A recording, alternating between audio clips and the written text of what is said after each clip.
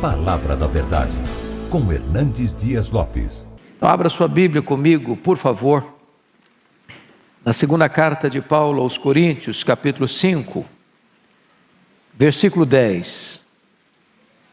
Este é um texto soleníssimo e que abrange a todos nós, sem exceção, sem acepção. 2 Coríntios 5,10, eu convido você para ler comigo a sua voz esta passagem. Vamos juntos.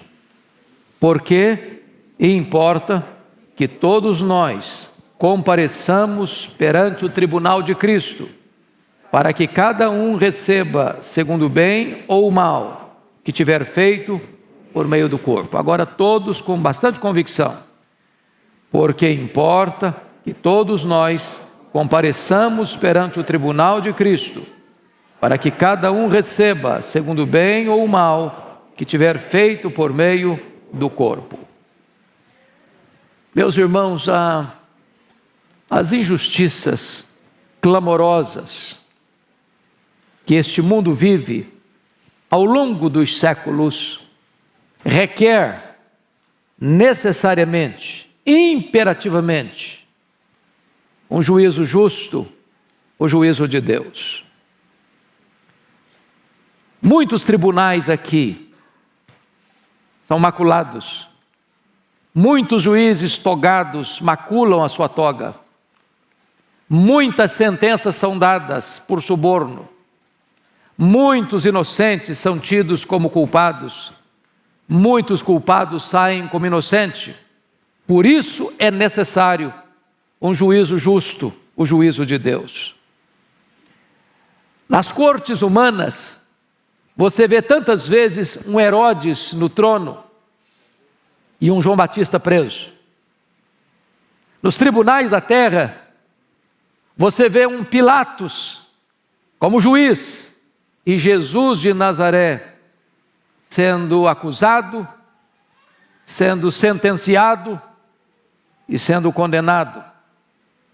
Porém, isso exige que haja um juízo, um tribunal, onde a lei seja observada, a justiça seja praticada e o justo seja de fato inocentado e o culpado de fato seja condenado.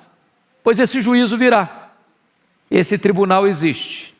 E Paulo diz que todos nós compareceremos, você e eu, grandes e pequenos, ricos e pobres, doutores e analfabetos, reis e vassalos, servos e chefes, religiosos e ateus, todos inevitavelmente terão que estar lá para prestar contas da sua vida.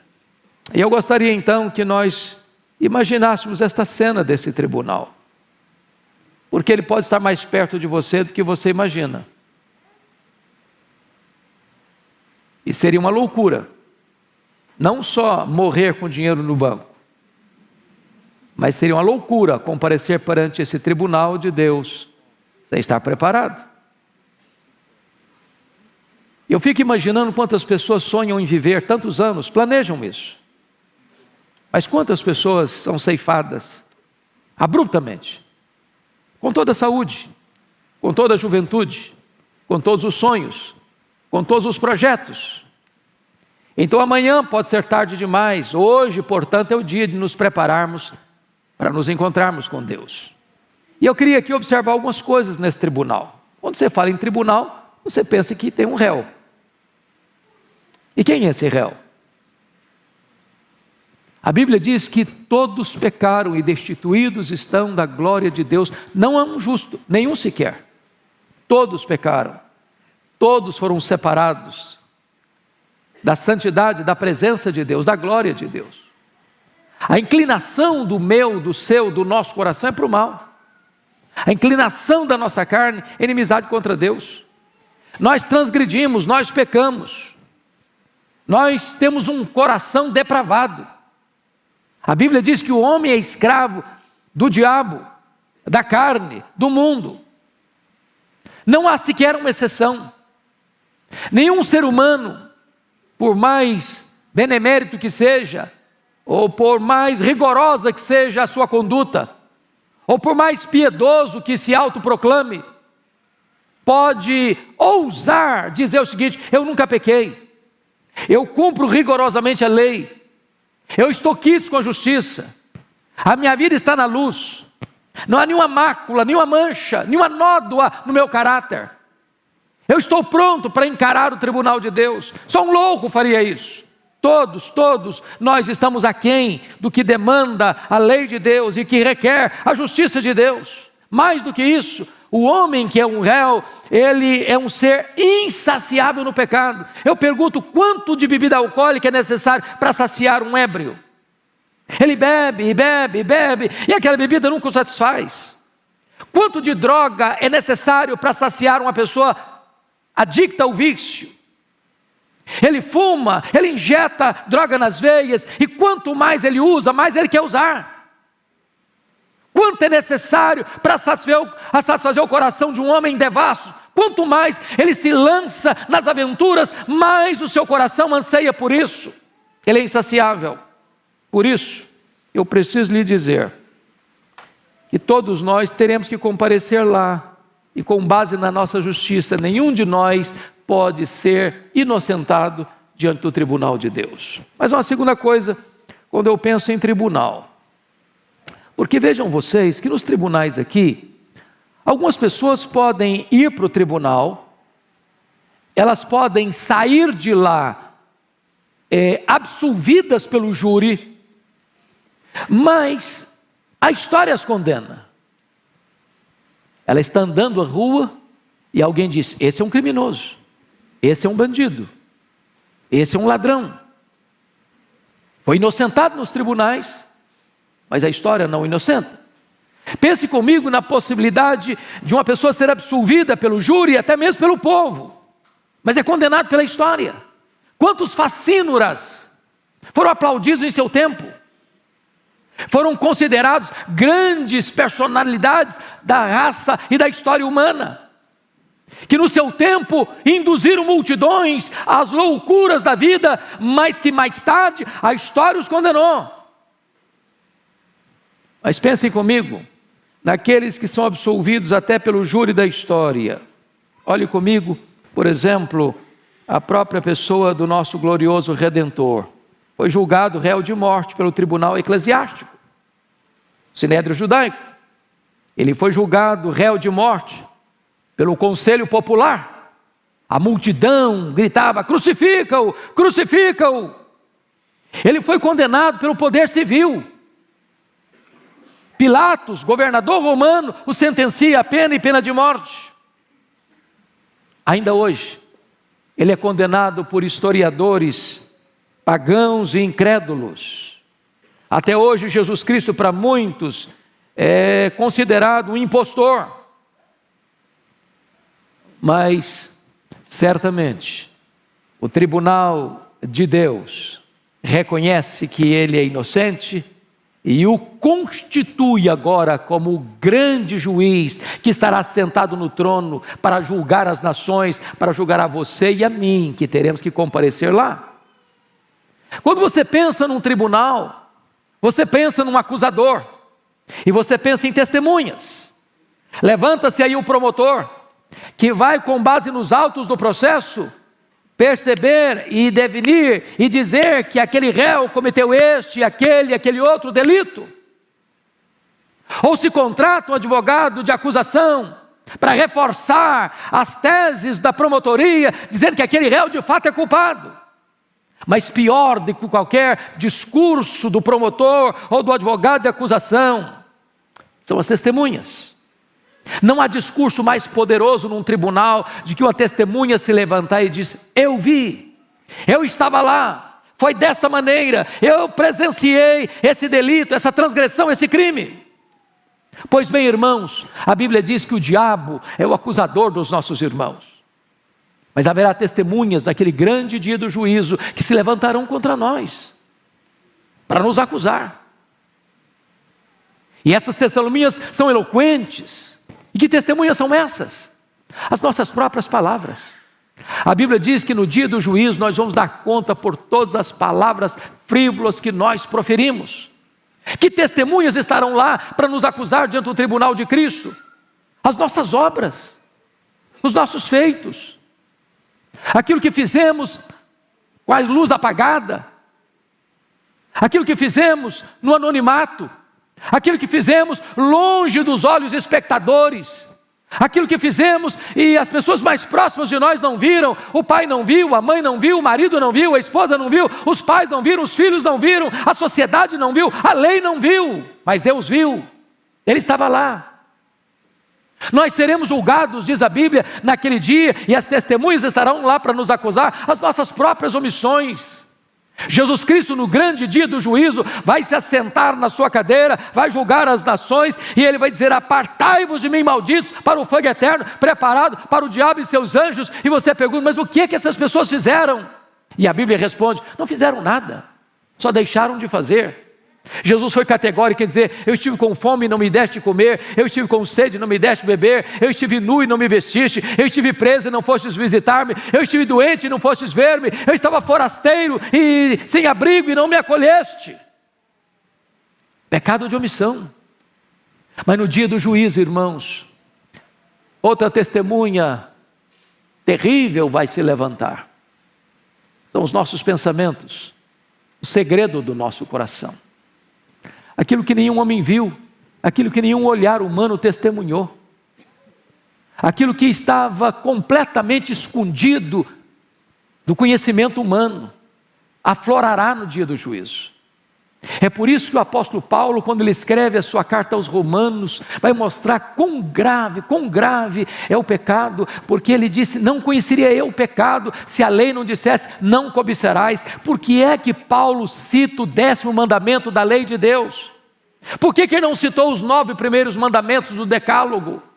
Porque os 9 primeiros mandamentos do decálogo são pecados objetivos, que qualquer tribunal da terra pode olhar, pode legislar, pode julgar. Não terás outros deuses, não farás para ti mais de escultura, não tomarás o nome do Senhor teu Deus em vão, lembra-te do dia do Senhor para o guardar, honra teu pai e tua mãe, não matarás, não adulterarás, não furtarás, não dirás falso testemunho. Tudo isso é colocado diante dos olhos dos homens, mas o 10º mandamento, não cobiçarás, é absolutamente subjetivo e foro íntimo, pois nenhum tribunal da terra tem competência para julgar foro íntimo, mas o tribunal de Cristo julgará foro íntimo. Desta maneira, meus amados irmãos, o que nós concluímos é que em todos esses quesitos de julgamento, a sentença será inevitável: culpado, culpado, culpado, culpado. Pelas obras da lei, diz a Bíblia, ninguém será justificado diante de Deus. É por isso que eu gostaria agora de pensar no tribunal uma outra figura necessária, que é o advogado. É o advogado. Os tribunais da terra são compostos de pecadores, juízes de outros pecadores. São pecadores enfrentando pecadores. Mas no tribunal de Cristo, o crime, a injustiça, o vício, não tem defesa. A santidade desse tribunal não permite jamais defesa injusta, iníqua, mentirosa, que faz de um réu um inocente e um bandido um anjo. Primeiramente porque o advogado é justo em seu caráter. Ele é o advogado justo. Nunca houve dolo em sua boca. Nunca houve transgressão em sua vida. Nunca, jamais alguém o acusou de pecado. Segundo, esse advogado está disponível o tempo todo. Você pode falar com ele agora. Você pode falar com ele quando você chegar em casa. Você pode falar com ele de madrugada. Você pode falar com ele no leito do hospital. Você pode falar com ele dirigindo o seu carro. Você pode falar com ele nas horas mais difíceis e amargas da sua vida. A linha dele não está ocupada. Ele está disponível, ele está pronto para atender você na sua necessidade. Terceiro, esse advogado não cobra nada. Ele já pagou tudo. Ele toma a sua causa, absolutamente perdida, e lhe dá garantia de vitória. E o preço é de graça, porque Ele já pagou tudo na cruz do Calvário. Quarto, esse advogado jamais perdeu uma causa. Nunca houve uma pessoa que, com o coração quebrantado e sincero, recorresse a Jesus e fosse lançado fora. Todo aquele que vem a mim, que o Pai me dá, esse eu não lançarei fora. Ele perdoa pecados, Ele levanta o caído, Ele limpa o sujo, Ele encontra o perdido, Ele perdoa o pecador, Ele restaura a vida. Não importa quão longe você tenha ido, não importa quão profundamente você tenha caído, não importa quão grave seja a sua transgressão, não importa quão amarrado você esteja no cipoal da iniquidade, hoje Jesus pode tomar conta da sua vida, hoje Ele pode perdoar, hoje Ele pode salvar, hoje Ele pode libertar, hoje Ele pode dar a você a alforria e libertação do tribunal, e dar a você a vida eterna. Não tem causa perdida para Ele, não tem vida irrecuperável para Ele, não tem solução que Ele não possa trazer resposta diante de Deus. Mas mais de uma coisa, é muito importante lhe dizer isso: esse advogado exige ser o titular exclusivo da ação, ou ele pede subestabelecimento. Não é Jesus mais Maria, não é Jesus mais Pedro, não é Jesus mais a igreja, não é Jesus mais o ritual, não é Jesus mais as boas obras, não é Jesus mais o sacrifício, é só Jesus. É só Jesus. Não há nenhum outro nome dado entre os homens pelo qual importa que sejamos salvos. Só existe um mediador entre você e Deus, é Jesus Cristo. Só existe um que pode perdoar os seus pecados, é Jesus Cristo. Somente um que pode reverter essa situação de condenação que está posta sobre a sua vida, e este é Jesus. Só existe um que é o caminho para Deus, este é Jesus. Só existe um que é a porta do céu, este é Jesus. É só Ele. Mas me permita ainda dizer que esse advogado é eficaz em sua defesa e não cabe recursos de apelação.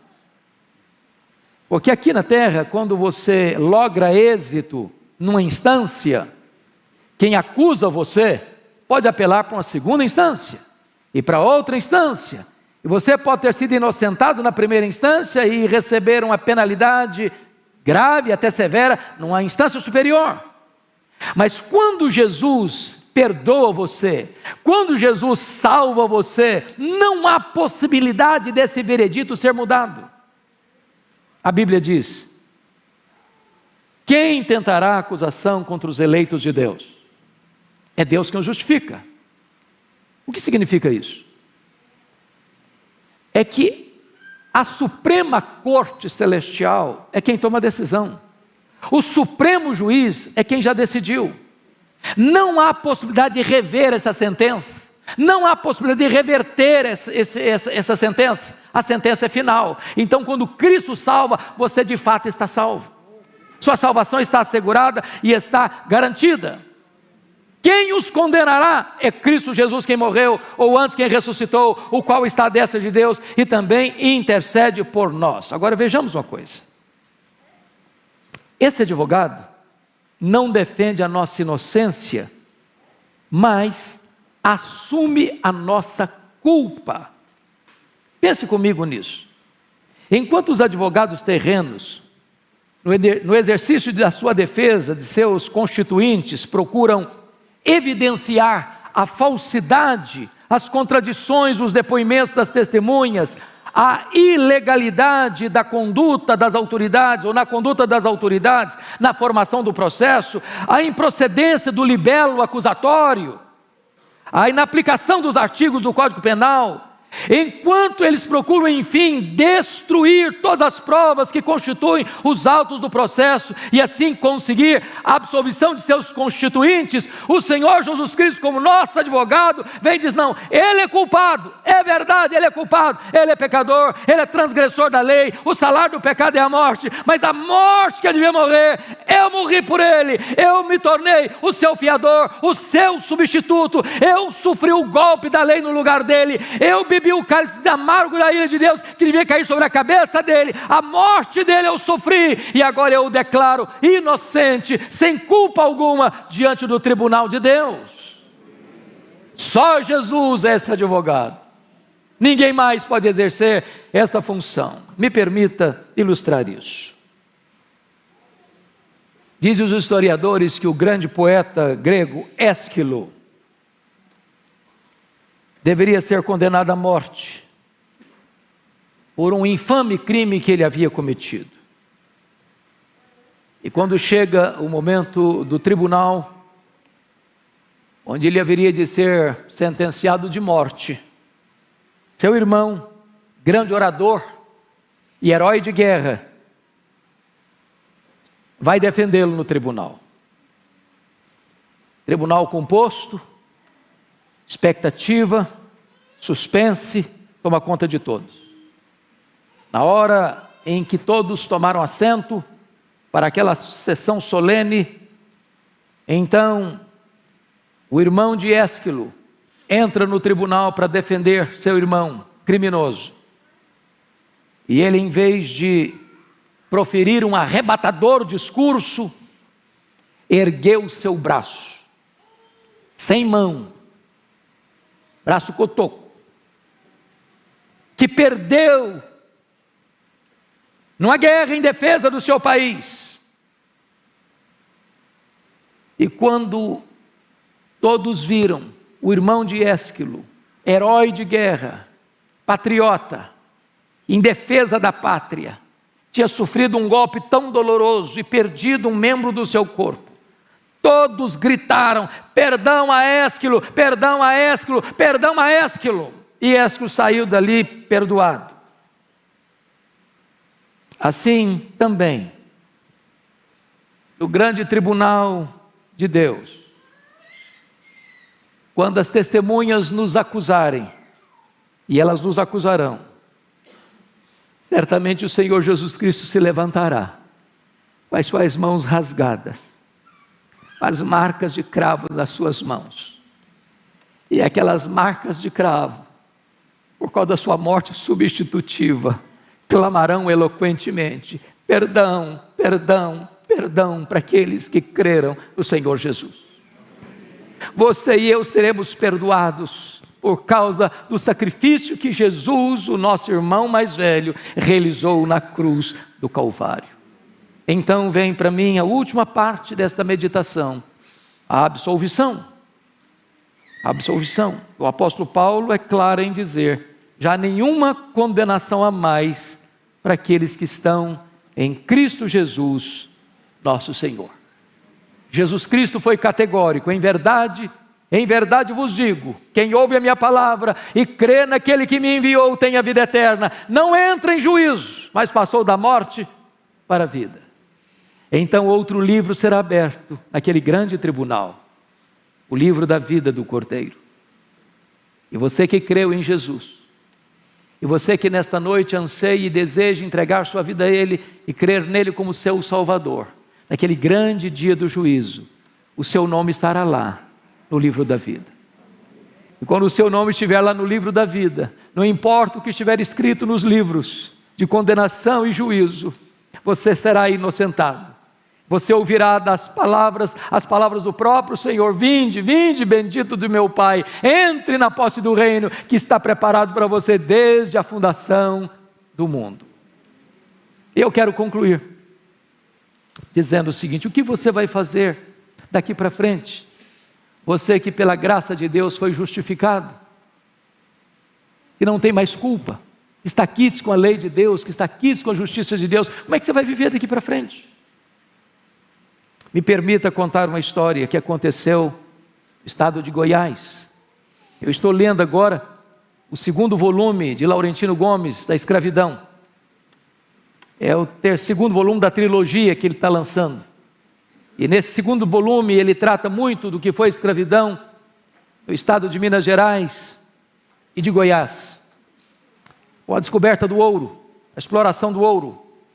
E então em 1883, no estado de Goiás, um estrangeiro suíço-francês pernoitou numa fazenda. E apesar de cansado que estava, ele não conseguiu dormir aquela noite, porque ele escutou o estalido do chicote e o gemido de uma escrava que era surrada pelo seu senhor. Aflito, incomodado, ele levantou-se e pediu àquele senhor carrasco para não bater mais naquela escrava. Mas com dureza, aquele carrasco, aquele senhor insensível e cruel, arrancou o sangue das costas da pobre escrava. No dia seguinte, aquele estrangeiro suíço-francês, na próxima cidade, juntou todo o dinheiro e toda a riqueza que ele tinha e fez um depósito na conta daquele homem fazendeiro, dono de escravos, e comprou aquela escrava, comprou sua alforria. E ele então disse para aquela escrava numa carta de liberdade: você não é mais escrava, você agora é livre, vá, goze a sua liberdade e seja plenamente feliz. Quando aquela escrava recebe aquela carta das mãos daquele que a libertou, ela caiu em prantos, de joelhos aos seus pés, e disse: meu Senhor, já que eu sou livre, permita-me que no gozo da minha liberdade, eu te acompanhe. Eu quero testemunhar com a fidelidade da minha conduta, a eterna gratidão da minha vida. Você e eu que cremos no Senhor Jesus Cristo, que fomos libertos e recebemos a nossa carta de alforria, que hoje, à semelhança daquela escrava agora liberta, possamos dizer a Jesus: ó Senhor, permita seguir-te, permita-me viver para o louvor da tua glória, para agradar o teu coração. Enquanto eu viver, eu quero te honrar, eu quero te servir, porque tu compraste-me, não com ouro, não com prata, mas com o teu próprio sangue. Eu quero orar por você. Eu gostaria que nesse momento você fechasse os seus olhos.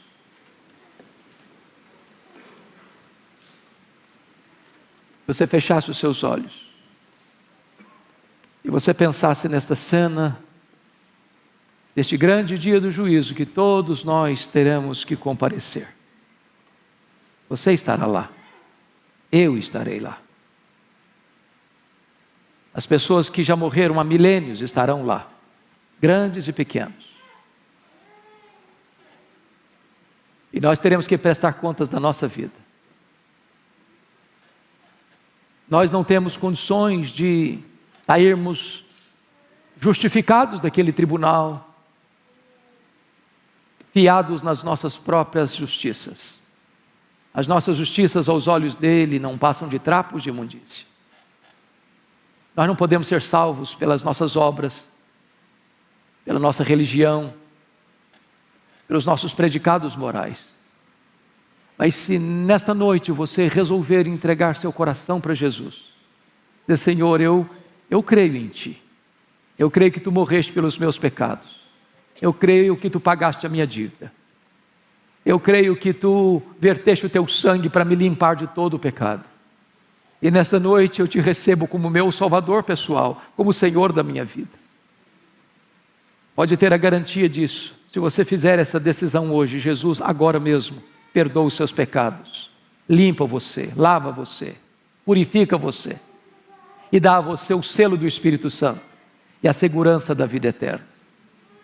Eu quero orar neste momento, e se você hoje deseja fazer esta oração comigo, enquanto a igreja toda está com seus olhos fechados, e falando com Deus, levante uma das suas mãos só para eu saber, para que eu possa orar com você.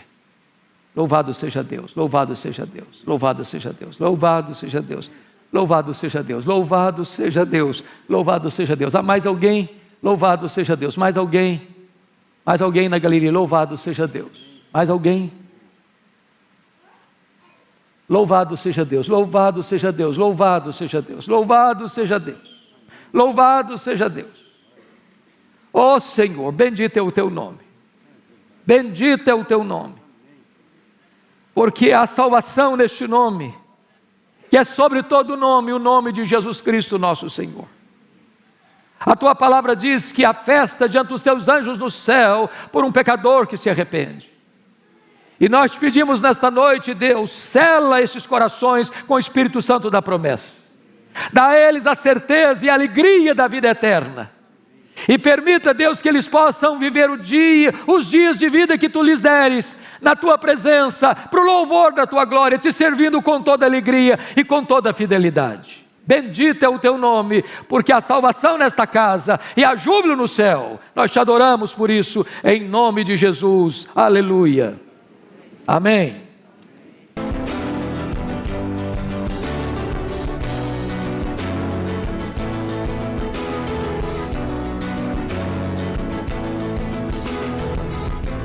Palavra da Verdade, com Hernandes Dias Lopes.